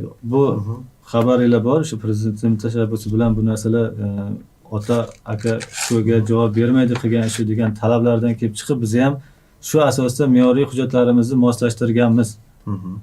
Oxirgi mana so'nggi 2 yillikda hali mana bu qarindoshining sudlanganligi nuqtai nazaridan rad qilgan nomzodlarimiz yo'q. Rahmat. Demak, Mo'min Cho'tboyev Surxondaryoda ishga ariza topshirgandik. Hali hech qanday xabar yo'q. Kimdan xabar olsak bo'ladi yoki qayerga murojaat qilishim mumkin bo'ladi deyaptilar. Surxondaryoda ishga ariza topshirish kerak. Albatta, boya aytganimdek, ular tanlov e'lon qilish jarayonida edi. Lekin yangi tartib yo'lga qo'yilgandan keyin bu to'xtab qoldi. Boya aytganimdek, Surxondaryo viloyat ishlar boshqarmasi rasmiy saytiga a'zo bo'lishingizni so'rab qolardim. Tanlov e'lon qilishi bilan birinchi sayt orqali e'lon qilinadi. O'zimizda. O'tish bali bo'yicha Farid Po'latovich juda ham ko'p savol berilyapti. 134 emas, pastroq qilsak bo'ladimi? 134 juda ham yuqori deyishyapti o'tish balini. Bu bizda endi bu qaror talablari bo'yicha 10 sonli qaror dedim, joriy yilda qabul qilingan. Shu yerda bizga yo'l xaritasi tasdiqlangan, yo'l xaritasida topshiriq ketgan. Xizmatga qabul qilishda o'sha sinov jarayonlarida faqat yaxshi va a'lo baho olgan nomzodlarni xizmatga qabul qilish choralari ko'rilsin deyilgan. Shuning uchun mana bu test markazi bilan bu aytganda buni maslahatlashib, bu jami to'plash mumkin bo'lgan 189 balldan 134 ball to'plagangina yaxshi baholanadigan bo'ldi. Mana shu savolga ham javob berib keting, mayli. Juda ham ko'p yozyaptilar. Ilhom Qirg'izboyev Qambarov Alixon, assalomu alaykum. Ishga kirishda dadam ichki ishlardan pensiyaga chiqqan. Menga biror bir imtiyoz beriladimi? Menimcha yo'q. Agar o'sha xizmat paytida bir tan jarohat olganligi bo'yicha bir aniqlik bo'lgan bo'lsa, yo'q. Assalomu alaykum. Pahlavon Abdulhamidov yozyaptilar. Farid Po'latovich, ichki ishlarda ishlaydiganlarga akademiyaga topshirsa alohida kvota beriladimi xodimlarga deb savol beryaptilar. Albatta. Ishlab turib ichki ishlar akademiyasiga kirsa. Bu bizda endi bu yillar belgilangan, 3 yil ishlagandan keyin yoshi belgilab qo'yilgan. Shu talablarga javob beradigan xodimlarimiz bemalol topshirishi mumkin alohida kvota asosida. Bizda o'sha xodimlar topshiradi, nosik bo'yicha. Sirtqi ta'limimiz bor. Asosan sirtqi ta'limni topshirishadi 3 yillik. Umumiy asosda nomzodlar orqali bu umumiy asosda topshirishi mumkin. 4 yillik o'qish bo'yicha. Rahmat. Assalomu alaykum. 2024-yil ichki ishlar organlari yo'l patruliga qachondan qabul boshlanadi? Farg'onada deb yozyaptilar. Buni ham shu hozir aniq emas. Buni ham o'sha ehtiyoj bo'lganda, bo'sh lavozimlar bo'lganda o'sha rasmiy veb-saytlarimiz orqali e'lonlab beriladi. Bekzod Niyozov, assalomu alaykum. Oilasidan o'zidan boshqa sudlanganlik holati bo'lsa, nomzodning ichki ishlar vaziri sohasiga ishga kirishga ta'sir qilmasalar, deylik, akam sudlangan, menga ta'sir qiladimi deb yozadi. Yo'q. Demak, o'zi sudlanmagan bo'lsa bo'ldi. Tushunarli. Xo'p, assalomu alaykum. Metropolitenga yoki inspektor psixologga nabor qachon bo'ladi? Rahmat javob uchun. Bu ham hududdan kelib chiqib, qaysi hududda o'sha viloyatda ehtiyoj bo'lsa, bo'sh lavozimlar ochilsa, shunda tanlovlar e'lon qilinadi. Harbiy institutga 3-kurslarni qabul bo'yicha tushuncha berib yuboringlar debdi. Menimcha harbiy institut bizga kirmaydi. Yo'q. Adashmasam. Akademik. Akademiya. Serjantlar tayyorlash maktabiga kirish haqida ma'lumot berib o'ting iltimos. Muhriddin Xolmurodov nomli akkauntiga yozyaptilar. Tushunarli. Serjantlar Savollarimiz Farqolovich juda ham ko'p. Chunki mana 1 soat vaqt davomida tinishmayapti, chat ham tinmayapti. Yoshlarimizga mayli manfaatli bo'lishi uchun. Men xursandman. Endi albatta qiziqish yuqoriligidan bizga ham bu juda ham xursandmiz. Endi mayakda kasbiy tayyorgarlik fakulteti deb aytdim. Serjantlarni tayyorlash kasbiy tayyorgarlik fakultetimiz bor. Bizda buyrug'imiz belgilangan, 415-sonli buyrug'imiz bor 21-yildan. Hozir mart oyida navbatdagi o'sha tanlovlar bo'lib, hozir kursda o'qiyotganlar bor. Mart oyida tugatishadi. Mart oyida ularni lavozimlarga tayinlagandan keyin bo'sh lavozimlar kelib chiqib, yana tanlov e'lon qilinishi mumkin. Ehtiyojdan kelib chiqib. Hozir bizda serjantlik lavozimlarimiz bor respublika bo'yicha. O'sha paytda viloyatlardan ehtiyoj yig'iladi, markaziy apparatda ehtiyoj yig'ilib turib, ehtiyojdan kelib chiqib, bizda tanlovlar e'lon qilinishi mumkin. Tushunarli. Mart oyida tugatgandan keyin. Umid Hamroqulov yozyaptilar. Assalomu alaykum. Toshkent shahar Ichki ishlar boshqarmasiga safdorlikka tibbiy komissiya hujjatlarini yig'ishini hammasidan o'tib bo'ldim. Buyrug'im qachonga chiqishi mumkin? Javob uchun oldindan rahmat dedilar.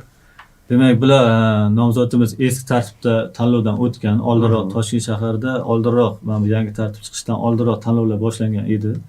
Barcha tanlovlarni tugatib bo'lib, endi ularni hujjatlarni rasmiylashtirish jarayoni ketayotgan bo'lsa, hozir endi yangi tartib bo'yicha bular boshlang'ich tayyorgarlikka boradigan bo'ldi. Hozir hujjatlari tayyor bo'lgandan keyin yanvar oyida boshlang'ich tayyorgarlik bo'ladi. To'g'ridan-to'g'ri boshlang'ich tayyorgarlikka ketishadi. Rahmat. Karimov Davron yozyaptilar. Assalomu alaykum. Pedagogika universitetini imtiyozli diplom bilan tugatgan bo'lsa, qanday imtiyozlar bor? O'zi imtiyozli diplom bilan tamomlagan bo'lsa, imtiyozimiz bo'ladimi? Albatta, bizda o'sha boyagi 30 qarorda ham belgilangan imtiyozlar. Bizda o'sha jismoniy tayyorgarlik, test sinovidan ozod qilingan. Imtiyozli diplom bilan tugatganlar. Rahmat. Demak, Zoir Saydullayev nomli akkaunt egasi yozyaptilar. Assalomu alaykum. Men O'zbekiston Respublikasi Ichki ishlar vazirligi Malaka oshirish institutida o'qisak, bizga nima beradi? Qandaydir lavozim yoki zvanyami? Mana shu bo'yicha ham tushuncha berib o'tib ketsangiz, Farid Po'latovich debdilar. Boshlang'ich tayyorgarlikka o'qitish haqida kelyapti shekilli Malaka oshirish institutida. Bizda tartib bo'yicha har bir ishga kirgan nomzod boshlang'ich tayyorgarlikdan o'tishi shart 3 oylik. Bu kelgusidagi xizmat faoliyatini davom ettirishga imkoniyat beradi. Boshlang'ich tayyorgarlikdan o'tgandan keyin, tegishli sertifikatni qo'lga kiritgandan keyin lavozimga tayinlashga ruxsat degani bu. Rahmat. Xo'p. Ahrorjon, ma'lumoti oliy 30 yoshdan oshganlar ham ishlasa bo'ladimi? Agar tor mutaxassislikka kirsa ma'lumotlari. Bizda o'sha tor mutaxassis belgilangan lavozimlarga egallagan mutaxassislar to'g'ri kelsa, boyaga aytganimiz. Agar kirmasa necha yoshgacha topshirish kerak? Kirmasa, agar tor mutaxassis kirmaydigan bo'lsa 30 yoshgacha. 30 yoshda 30 dan oshgan bo'lsa qabul qilinmaydi. 31 yoshdan oshgan, boyagida 30 yoshdagi ham deyilgan bizda. 31 yoshga to'lguniga qadar xizmatga qabul qilishimiz mumkin. Demak 30 yosh bo'lsa ariza topshirsa bo'ldi. 31 ga to'lmagan bo'lsa bo'ldi. 31 ga to'lmagan bo'lsa bo'ldi. Tushunarli. Voy, demak, assalomu alaykum. E'lon sirti qachon bo'lar ekan? To'xtang, bunga tushunmadim. Demak, Shohruh Aybullayev yozyaptilar. Yangi qonunga muvofiq ishga kirishda qanaqa tanlovlar bo'ladi? Hurmatli kuzatuvchimiz, biroz efirni orqaga qaytarsangiz, men uchun javob berib o'tib ketdik. Albatta, bunga qaytarib ko'rib olishingiz mumkin bo'ladi. Demak, bu savollarga javob berdik. Bir ishga kirmoqchiman, ichki ishlarga. Xo'p, assalomu alaykum. Doston Danaboyev, assalomu alaykum. Metropolitenga qachon nabor boshlanadi? Ko'p savol metropolitenga bo'lyapti, Farid Po'latovich. U alohida tuzilmami yoki qanaqadir jarayonlari boshqacha bo'ladimi? Yo'q, metropolitenga endi ko'proq qiziqish bo'layotgani, bizda o'tgan yili tanlov bo'ldi. Qo'shimcha shtatlar berilgani hisobiga kattaroq tanlov bo'ldi metropolitenga. Ko'pchilikni xizmatga qabul qilish imkoniyatiga ega bo'lish shunda. 500-600 ga yaqin fuqarolarni xizmatga qabul qilganmiz shunda. Endi bu ham o'sha bo'layotgan ehtiyojdan kelib chiqib, bo'sh lavozim ochilganda tanlov e'lon qilinishi mumkin. Hozircha rejalashtirganimiz yo'q. Shahzoda Razzoqov nomli foydalanuvchimiz yozyaptilar. Assalomu alaykum. Amaliy psixologiya yo'nalishini tamomlaganman. Pedinusni qaysi yo'nalishga topshirsam bo'ladi degan savol beryaptilar. Bizda hududiy bo'linmada, markaziy apparatda psixolog lavozimlarimiz bor. Agar psixolog yo'nalish bo'yicha mutaxassislikka ega bo'ladigan bo'lsa, shu yo'nalishlarda topshirishlari mumkin. Hududlarda inspektor psixolog lavozimlarimiz bor. Har bir tumanda o'sha inspektor psixologlarimiz bor. Bular ham bizga tor mutaxassisga kiritilgan. Bemalol murojaat qilib, agar mutaxassisga ega bo'lsa, ishga kirishlari mumkin. Salima Abbosova yozyaptilar. Assalomu alaykum Farid Po'latovich. Qizlarga qo'yiladigan talab bo'yicha ozgina tushuncha berib o'tib ketsangiz, bo'yi, veslari, qanday psixologik va fiziologik testlar bo'yicha iltimos debdilar. Qizlarda endi bo'yda umumiy sinovlardan oladigan bo'lsak, bo'yda farq bor. 160 bo'lishi kerak. Sportda ham o'sha jismoniy tayyorgarlikda ham farqi bor. Erkaklardan nisbatan yengilroq qizlarniki. Boshqa hamma sinovlarimiz umumiy tartibda ulardan qabul qilinadi. Faqat sportda bo'yda farqi bor xizmatga qabul qilishda. Rahmat. Ulug'bek Norbo'tayev nomli akkauntiga yozyaptilar. Assalomu alaykum. Men bakalavr diplomiga egaman. Yoshim shu oy 31 ga to'ladi. Harbiy biletim bor. Men ishga kira olamanmi? Yo'q, o'zi bilan ulgurmaydi bu nomzodimiz. Ulgurmaydi. Oy to'ladigan bo'lsa ulgurmaydi. Demak. Assalomu alaykum. Surxondaryo viloyatida ofitserlar va serjantlar uchun qachon tanlov bo'lib o'tadi? Aniq sanasini ayta olasizmi? deb berdilar. Sanasini aniq ayta olmayman. Yanvar, fevral oylarida. Yanvar, fevral oylarida bo'lib o'tadi. Juda ham ko'p yoshlarimiz mana shu DTM bo'yicha ballni pasaytirishni so'rashyapti va bu bo'yicha ham hurmatli yoshlar, spikerimiz, mutaxassisimiz javob berib o'tib ketdilar. Normalarimiz bor. G'ayrat Musulmonqulov, turist polisga ham tanlov bo'ladimi? Har bir viloyatga va men universitetni grant asosida tugatganman. Mendan staj talab etiladimi debdilar. Yo'q, agar ma'lumoti til biladigan bo'lsalar, rus tilini bilish kerak. Tanlov e'lon qilinganda qatnashishlari mumkin. Rahmat. Ichki ishlar organlariga sirtqi ta'limni o'qiyotganlar ham ishga qabul qilinadimi? Albatta. deb savol beryaptilar. Albatta, qabul qilinadi. Talabalar oliy ta'lim muassasalarida o'qish jarayonida ichki ishlar organlarida amaliyotini o'tab, diplom olgandan keyin ishini davom ettirib ketsa bo'ladimi? debdilar. Bular amaliyot o'taydigan bo'lsa ham, lekin tanlov e'lon qilinganda umumiy asoslarda tanlovlardan o'tish kerak bo'ladi. Umumiy asosda xizmatga qabul qilinadi. Rahmat. Assalomu alaykum Farhod Po'latovich. Kickboksing bo'yicha O'zbekiston Respublikasi kubogi sovrindori bo'ldim. Ma'lumotim oliy. Menga qanday imtiyozlar beriladi? debdilar. Kickboksing bo'yicha O'zbekiston Respublikasi kubogi, O'zbekiston chempioni. O'zbekiston chempioni. Sizga ham bu yoqda belgilangan imtiyozlarimiz bor. Bu aytganimizdek testdan, sportdan ozod qilingansiz. Agar haqiqatan shunaqa diplomga ega bo'lsangiz, sport darajasi shunaqa bo'ladigan bo'lsa, tanlov e'lon qilinganda siz mana bu jismoniy bilan test sinovlaridan ozod qilinasiz. Rahmat. Savol berishyapti Farhod Po'latovich. Xususiy universitetda sirtqi bo'limda o'qisa ham ichki ishlarga topshirsa bo'ladimi? Umuman o'zi xususiy hamda davlat universitetlarini farqi bormi yoki yo'qmi? Shu bo'yicha ma'lumot berishingizni iltimos qilaman debdilar. Bizga farqi yo'q, faqat o'sha ertaga bitirgandan keyin diplomlari O'zbekiston hududida tan olinadigan bo'lsa bo'ldi. Demak, Oybek Fozilov yozadilar. Assalomu alaykum. Farg'ona viloyatidan sentyabr oyida qabulga yozilgandim. Qachon suhbatga chaqirishadi debdilar. Sentyabr oyida qabulga yozilgan ekanlar. Ishga kirish masalasi bo'yicha. Ishga kirish masalasi bo'yicha. Bu aytganda tanlov e'lon qilinganda ro'yxatdan o'tganingizdan keyin suhbatga chaqirishadi. Rahmat.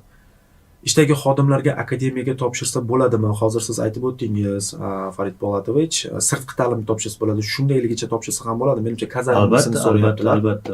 Ishlab turib ham topshirsa xizmatga bo'ladi. qabul qilinib, o'sha boyagidek fevral oyida bo'ladigan arizalar bildirib, meni bizda ariza emas, xodimlar bildirga yozadi. Bildirga bilan topshirib, ishga kirganiga 1 oy bo'lgan bo'ladimi, 2 oy bo'lgan bo'ladimi, bemalol topshirishi mumkin.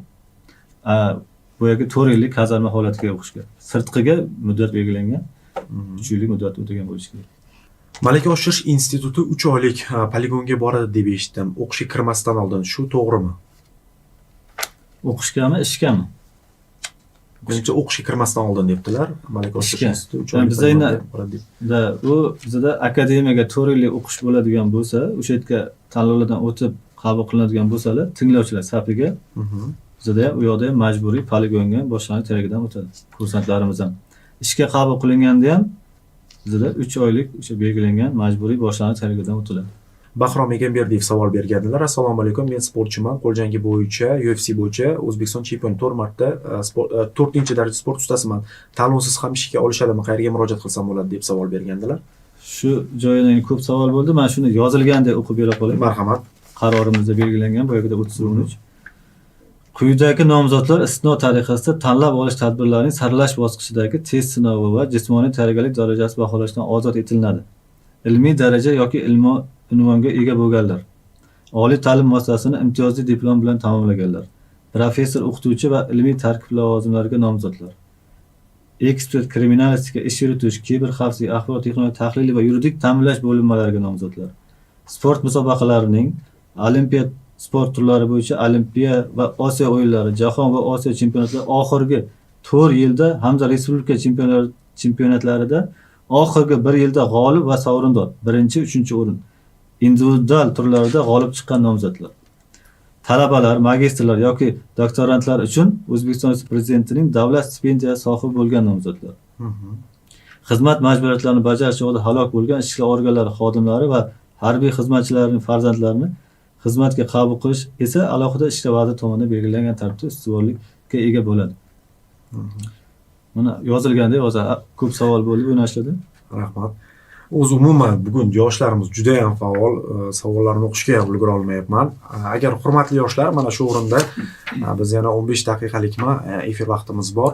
Agar mana shu savollaringizga o'qishga ulgura olmasak yoki javob berishga ulgura olmasak, ko'rsatuvdan keyin ham mana shu quyidagi izohlarga biz javob berib ketishga harakat qilishimiz mumkin bo'ladi mutasaddi rahbarlar ishtirokida. Gulsara Kazakbayeva nomli foydalanuvchi yozibdilar. Assalomu alaykum. Men Qoraqalpog'istondanman. Zavuchni o'qiytin edim. Ichki ishlarga jumsqa kira olamizmi? Kira olamanmi deyaptilar. Albatta. Agar sirtqi ta'limda o'qiyotgan bo'lsangiz kira olasiz.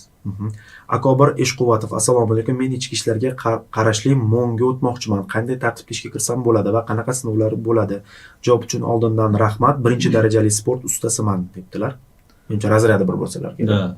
Bular ham o'sha tanlov e'lon qilinganda qo'shimcha boyagida saytlarga o'sha yashash joyi bo'yicha hududiy ishlar boshqarmasida saytlardan ro'yxatdan o'tib qo'ysinlar, o'sha ulanib qo'ysinlar ularga e'lon beriladi bu bo'yicha. Yaqinda ham bu o'tgan yili sentyabr, oktyabr oylarida tanlov bo'ldi. Alohida bu bo'yicha hozir yuqorida ham aytib o'tdim, MON yo'nalishida serjantlik lavozimlarida bizda asosan hozir o'sha o'qishyapti.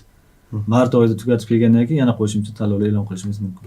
Suhrob Yoqubov yozyaptilar. Assalomu alaykum. Men yo'l harakati boshqarish yo'nalishida sirtqi ta'limda o'qiyman. Xususiy universitetda va ichki ishlar organiga ishga qabul qilinishimda nimalar kerak bo'ladi? Xususiy universitetda o'qiganligim pand berib qolmaydimi deb yozibdilar. Boya yuqorida ham aytdim, agar bizga endi xususiymi yoki davlat oliy ta'lim muassasalarida tahsil olayotganda faqat O'zbekiston hududida ertaga tan olinsa bo'ldi diplom. Tushunarli. Zuhriddin Zayniddinov yozyaptilar. Assalomu alaykum. Samarqand viloyati ichki ishlar boshqarmasiga iyul oyida bo'lgan tanlovdan 202 ta bola muvaffaqiyatli o'tgandik, lekin hammani buyrug'i chiqmayapti. Haligacha aniq javob berishmadi. Biz nima qilishimiz kerak? Iltimos rasmiylar javob berishini iltimos qilaman debdilar. Agar tanlovlardan o'tgan bo'lsangiz, hozir hujjatlaringizni rasmiylashtirish jarayoni tugallagan bo'lsa, ozgina sabr qilib turasizlar. Boya aytganimdek, yangi tartib ishga tushdi bizda dekabr oyidan. Yanvar oyida boshlang'ich tayyorgarlik bo'ladi. Где-то 20-yillarni mo'ljal qilsangiz bo'ladi. 20-yillardan boshlansa kerak boshlang'ich tayyorgarlik. Hozir Banalkosh bazasida o'qiyapti, boshlang'ich tayyorgarlikka o'tayotganlar bor. Yanvar oyida bo'shagandan so'ng yangi o'sha nabor qilinayotgan boshlang'ich tayyorgarlik keladi hammasi. Farid Po'latovich, assalomu alaykum. Men iqtisodiyot yo'nalishini bitirganman. Moliya va ta'minot bo'limi bor ekan. Shu bo'yicha ishga topshirsam bo'ladimi va qanday? Albatta, agar mutaxassis moliya yo'nalishi bo'yicha mutaxassisga ega bo'ladigan bo'lsa, topshirsangiz bo'ladi. Qayerda yashash, doimiy yashash joyi bo'yicha murojaat qilishingiz mumkin. Agar bo'sh lavozimlar bo'lsa, tanlovsiz xizmatga qabul qilinasiz. Qoraqalpog'istonda nabor qachon boshlanadi deyaptilar? Qoraqalpog'istonda. Hozir aytayotganimdek, ko'p joylarda hali aniq emas. Aytaman, bu narsa tanlov e'lon qilish ehtiyojdan kelib chiqib, bo'sh lavozimlar sonidan kelib chiqib e'lon qilinadi. Qayerdagi bo'sh lavozim bo'lsa, o'shandagina. Azimjon Rasulov: assalomu alaykum. Mening akam Mudofaa vazirligida kontrakt asosida harbiy xizmatchi bo'lib ishlaydi. Qanday qilib ichki ishlarga o'tsalar bo'ladi? Oliy ma'lumotli, tarix yo'nalishini tamomlagan. Iltimos javob berib o'tib ketsangiz, debdilar. Bizda huquqni muhofaza qiluvchi organlar bilan o'sha hamkorligimiz bor. Bizdan boshqa tashkilotlarga o'tishadi, Mudofaa vazirligiga, Milliy gvardiya tizimiga biz ulardan olamiz. Bemalol murojaat qilishlari mumkin bildirgi orqali. Bu narsa ikkita vazirlik o'rtasida o'zaro kelishuv asosida hal bo'ladi. Agar bizga murojaat qilsangiz, biz bo'sh lavozimlarni, sizni ma'lumotingizni, amaliy stajingizni ko'rib chiqamiz. Sizga mos lozim bo'ladigan bo'lsa, albatta sizni o'sha bu yoqqa perevod qilib akangizni ishga olish choralarini ko'ramiz. Bildirgi bilan murojaat qilsa bo'ladi. Assalomu alaykum Farid Po'latovich, Namangandan Azizbekman. Test sinovidan ozod etiladigan toifaga tushuvchi nomzodlarga alohida tanlov qilish mumkinmi? DTM o'tkazadigan testni bu nomzodlarga ta'siri yo'q-ku, shundaymi? To'liqroq ma'lumot bering, iltimos, debdilar. Shundan boya aytganimdek, umumiy tanlov e'lon qilingandan keyin, dastlabki o'rganishdan boshlab, ro'yxatdan o'tgandan keyin, ro'yxatdan o'tgan jarayonda shu narsalarni taqdim qilish kerak. Bu imtiyozli beradigan imtiyoz diplom bormi, boshqa ma'lumotlari bormi? Tanlovlar davom etib kelib, o'sha bosqichdan sizni ozod qilinasiz, keyingi bosqichga o'tib ketasiz. Rahmat. Shoh Tursunov yozyaptilar: assalomu alaykum hammaga, men oliy ma'lumotliman, TATUni tamomlaganman. O'zbek tilidan tashqari rus va ingliz, arab tillarida bemalol gaplasha olaman. Fransuz tilida ham. Yengil atletika bo'yicha O'zbekiston terma jamoasi a'zosiman. Savolim shundan iboratki, meni bo'yim 160 cm. Ichki ishlarga hujjat topshirsam bo'ladimi debdilar. Menimcha boyaga nizomni ko'rib aytyaptilar. 160 cm deyaptilar. Bizda bo'y masalasida imtiyoz yo'q. Bizda o'sha belgilangan qat'iy belgilangan, chegara belgilangan, ayollar uchun 160, erkaklar uchun 165 dan kam bo'lmagan deb ketilgan. Boshqa hech qanaqa imkoniyati yo'q. Rahmat. Assalomu alaykum. Ekologiya va atrof muhitni muhofaza qilish yo'nalishini bitirganman. Yo'l patrul xizmatiga topshirsam bo'ladimi, debdilar. Yo'q, yo'l patrul xizmati ham bizda boya buyrug'imizda alohida mutaxassislik talab etiladigan ro'yxatga kiritilgan. Bizda o'sha yerda ro'yxat bilan tanishib olsanglar bo'ladi. Axborot boyagidek yo'l harakati xavfsizligi yo'nalishi bo'yicha o'qiganlarni olamiz yo'qda. Zo'r savol beribdilar. Assalomu alaykum. 164 cm bo'yi bo'lganlar ham xizmat qilsa bo'ladimi? Ichki ishlar boshqarmasiga qiziqishim juda ham katta. O'zbekiston chempioniman. 4 ta tilda bemalol so'zlasha olaman. Yoshim 25 ta. Lekin bo'yim 1 cm yetmayapti deb yozibdilar. Tushundim. Bizning amaliyotda ko'p bo'ladi. 164,5 chiqqanlarni ham xizmatga qabul qilmaganmiz. Demak, o'sha qat'iy belgilangan 160 cm dan kam bo'lmasligi kerak. 160 cm dan kam bo'lishi mumkin. 65 cm. 165 cm dan kam bo'lishi mumkin. Farid Po'latovich savol beryaptilar. Agar tor doira vakillari bo'lsa-chi, bu yerda o'sha bo'y bo'yicha mezonlar inobatga olinmaydimi, deyaptilar. Yo'q, yo'q. Bu aytganimdek, umumiy bu bo'y masalasida hech qanaqa imtiyoz, boshqacha anaqa belgilanmagan. Qat'iy hammaga tor mutaxassis bo'ladimi, boshqami?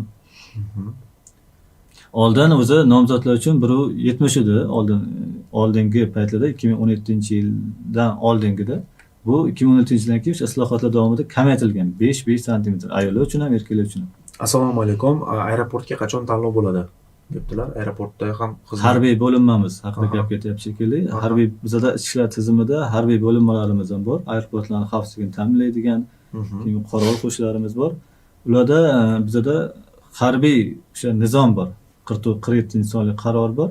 Shu asosda xizmat o'taydi. O'sha xizmatga qabul qilish tartiblari ham asosan shu qaror asosida amalga oshiriladi.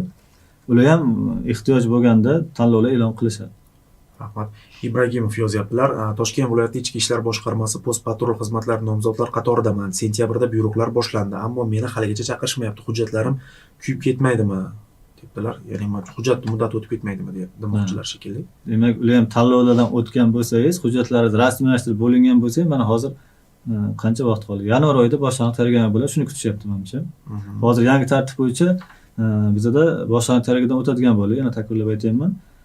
Hozir shunaqa jarayonga to'g'ri kelib qoldikki, dekabr oyida yangi tartib chiqqandan keyin shu kungacha eski tartib bo'yicha tanlovlar amalga oshirilgan. Qayerda ehtiyoj bo'lgan bo'lsa, yangi tartib ishga shu tushgan kunidan boshlab 6-dekabr kuni ro'yxatdan o'tkazgan bo'lsak, Adliya vazirligidan shundan to'xtatildi.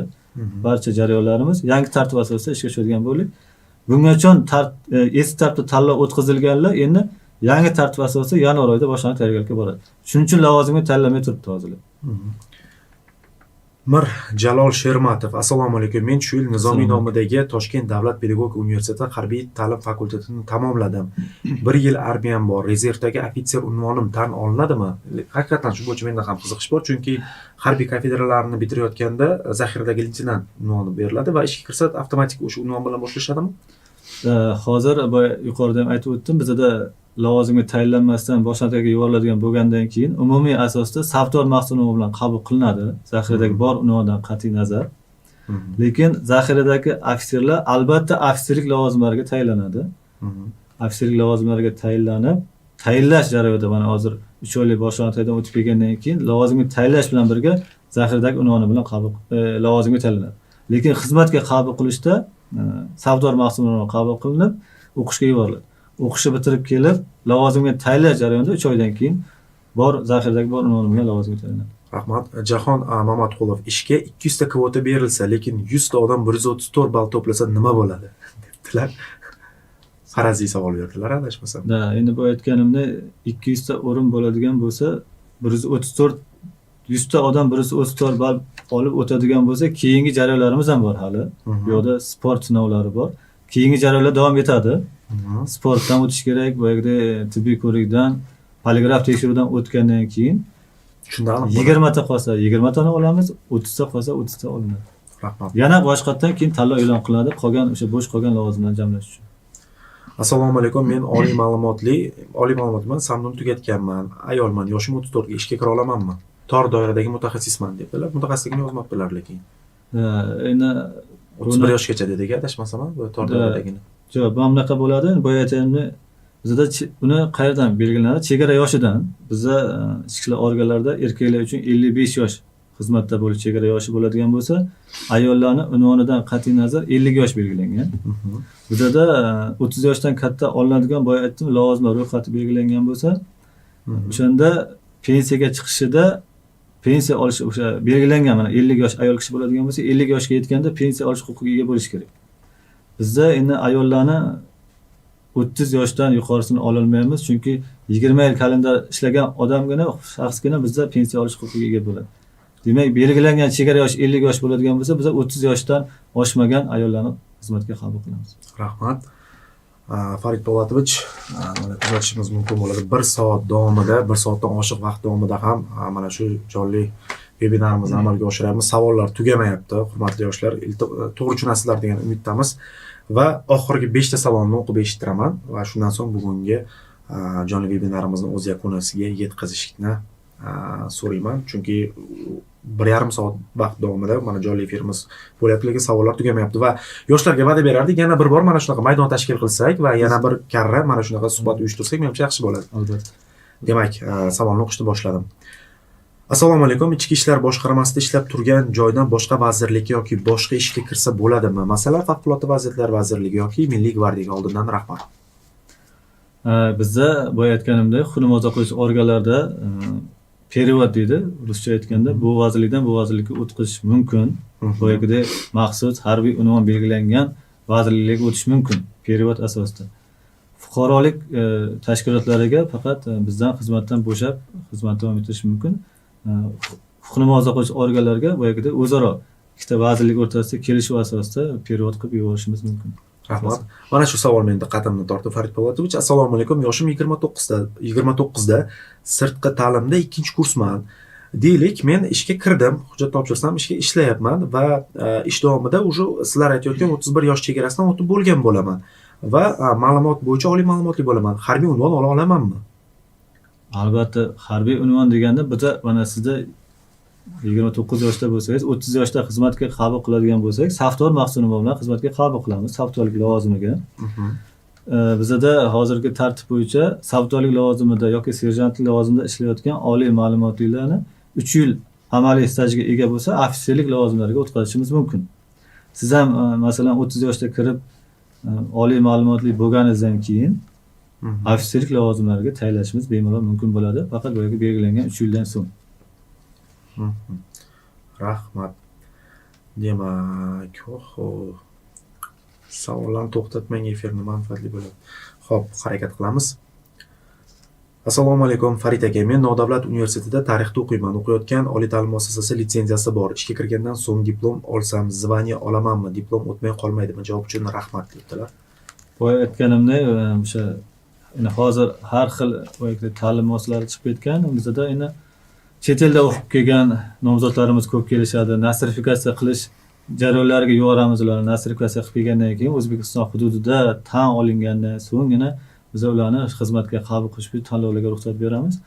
Bularniki ham agar xususiy ta'lim muassasasi bo'ladigan bo'lsa, bu ta'lim muassasasi tashkil qilinishidan oldin o'zi bilasizlar, buni bizda tegishli tashkilotlardan ro'yxatdan o'tib, bo'yagida tegishli qarorlari chiqadi bularning. Shu qaror bilan tanishib chiqsangiz, agar O'zbekiston hududida tanlanadigan ma'lumot beradigan bo'lsa, mutaxassis beradigan bo'lsa, bemalol bizga tanlovga qatnashishingiz mumkin. Assalomu alaykum. Ko'rsatuvni jonli efirni 1,5 soatdan beri kuzatib kelmoqdaman va savolimni o'qib eshittirishingizni iltimos qilaman. Chet elga chiqqanlar ham tanlovda qatnashsa bo'ladimi? Ishga kira oladimi? Misol uchun men o'zim chet elga chiqib kelganman. Ma'lumotim oliy. Harbiy biletim bor debdilar. Albatta. Chet elga chiqib kelgan hech qanaqa bir hech qanaqa bizda to'sqinlik yo'q chet elga chiqib kelganlar uchun. Lekin alohida tekshiruvlarimiz bor. Tekshiruv jarayonlaridan o'tsangiz bo'ldi. Bizda endi qarorlarda yozilgan o'qishga chiqib kelgan bo'lishi mumkin. Albatta. Endi hozir o'zi bizda asosan ko'pchilik hozir bu narsalar chegaralar ochilgandan keyin ko'pchilik chetga borib keladi. Har xil ma'nolarda nomzodlarimiz bemalol qatnashib, o'sha chet elga borgan, chiqqan joylar bo'yicha ham biza qo'shimcha o'rganishlar qilib, uni bemalol agar noqonuniy chiqib kelmagan bo'lsa yoki bir g'ayriqonuniy ishlar qilmagan bo'lsa, chetga chiqib, bizda albatta o'rganiladi, tekshiriladi. Shunaqa holatlar aniqlanmasa, to'g'ri qonuniy chiqib kelib kelingan bo'lsa muammo bo'lmaydi. Rahmat Po'latovich. Assalomu alaykum. Ichki ishlar vazirligi akademik litsey bitiruvchilariga profilaktika inspektor yordamchilariga ishga qabul bo'lganda qanday imtiyozlar bo'ladi? Yordamchilarga ba'zi aytganimda yo'q, bitta imtiyoz, ya'ni o'rta maxsus ma'lumotga ega bo'lsa ham bizlarga xizmatga qabul qilishga tanlovlarda qatnashish mumkin. Imtiyozi shu, boshqa umumiy asosda tanlovlarga qatnashadi ular. Barcha belgilangan, hamma qatori belgilangan sinovlardan topshirish kerak, o'tish kerak. Faqat uni yordamchining ustunligi o'sha o'rta maxsus ma'lumotga ega bo'lsa ham yordamchilik hisobiga bizda tanlovga qatnashish mumkin bo'ladi. Qolgan fuqarolik ta'lim tugatganlar faqat sirtqi oliy bo'lishi kerak. Assalomu alaykum. IELTS sertifikatim bor. 9 IELTS sertifikatim. Ichki ishlar vazirligi ishga kirishimga yordam bera oladimi? Chunki 9 sertifikatni hech kim ola olmaydi debdilar. Albatta, siz mana Ichki ishlar vazirligiga keling, murojaat qiling, meni so'rang, men sizdan gaplashaman. Bizda aytdim, bu xalqaro hamkorlik bo'linmalarimiz bor. Chet tilini mukammal biladigan nomzodlarga suhbat qilishadi mutaxassislarimiz, gaplashib, sizni nomzod sifatida tavsiya qilsa, bu aytganimdek olishimiz mumkin bo'ladi. Keling, bugungi jonli webinarlarimizdagi oxirgi savolni o'qiyman, chunki savollar tugamaydi, meni o'ylashim bo'yicha. Assalomu alaykum. Viloyatliklar Toshkentga dokument qilsa bo'ladimi? Men tibbiyot kollejini va universitet biofakni tamomladim. Qandaydir bo'limga to'g'ri kelamanmi? Mana shu bo'yicha ma'lumot berib o'tib ketishingizni. Tibbiyot yo'nalishi bo'yicha tugatgan. Tibbiyot yo'nalishi bo'yicha tugatgan. Tibbiyot yo'nalishi bo'yicha bizda yo'q, qarang, tibbiyot kollejini tamomlagan ekan, universitet biofakni tamomlagan ekan. Tibbiyot kollejini agar bizda ko'p nima bo'ladi, feldsherlik deydi. Keling, uni murojaat qiling. Tibbiyot boshqarmamiz bor. Ishlar o'sha vazirligi binosiga yaqin joyda joylashgan, Kosmonavt metroda. Ichki ishlar vazirligi o'ziga ham kelishingiz mumkin. Hujjatlaringizni olib kelsangiz, bizga yanangizga to'liqroq ma'lumot beramiz. Savdolik lavozimlarimiz bo'lishi mumkin. Hozir tibbiyot yo'nalishi bo'yicha kollejda ham o'qigan ekansiz. Jazoni ijro etish bo'linmalarimizda juda katta ehtiyoj bor tibbiyot yo'nalishi bo'yicha mutaxassisga ega nomzodlarimizga. Bemalol murojaat qilib, agar hududda, viloyatda joylashgan bo'lsangiz, jazoni ijro etish muassasalarimizga murojaat qilishingizni so'rab qoladi. Rahmat. Hurmatli yoshlar, hurmatli kuzatuvchilar, mana 1 soat vaqt davomida Ichki ishlar vazirligining ma'naviy va ma'rifiy ishlar va kadrlar bilan ta'minlash departamenti boshqarma boshlig'i podpolkovnik Abdiy Farid Po'latovich bilan suhbatni amalga oshirdik. O'ylaymizki, ushbu suhbatimiz sizlarga ancha manfaatli bo'ldi. To'g'ri, juda ham ko'p savollarni o'qishga ulgura olmadik. Fiziologik jihatdan ham, jismoniy jihatdan ham ulgura olmadim, chunki savollar yomg'iriga qoldirib ketdingiz. Men o'ylaymanki, Farid Po'latovich, bu suhbatimiz yoshlarimiz uchun ancha manfaatli bo'ldi va ko'pchilik yoshlarimiz ijtimoiy tarmoqlarda mana shu ko'rsatuvni qayta yuklashimizni iltimos qilyapti. Albatta yuklaymiz sizlarga manfaatli bo'lishi uchun va javob bera olmagan savollarimizga o'sha savollarni chatlarga yozib ketsangiz, biz mutasaddi rahbarlarimiz bilan birgalikda savollaringizga javob berishimiz mumkin bo'ladi va umuman Farid Po'latovich qayerga murojaat qilsa bo'ladi mana shu savollar? Bir Telegram botlarimi bormi Ichki ishlar vazirligini? Shu bo'yicha ma'lumot bersangiz albatta bu aytganimda o'sha internetda Ichki ishlar vazirligi sayti deb beriladigan bo'lsa, bizning sayt kelib chiqadi. Любой savollarni o'sha ishga kirish bo'yichami, boshqa masalalarni savol qoldirsanglar, biz albatta mutaxassislar bilan o'sha birgalikda uni javobini beramiz. Endi ana qo'shimcha qilib aytmoqchiman, har bir hududiy bo'linmalarimizda kadrlar kuni bo'ladi bizda. Mana Ichki ishlar vazirligi markaziy apparatda har chorshanba kuni kadr kuni hisoblanadi.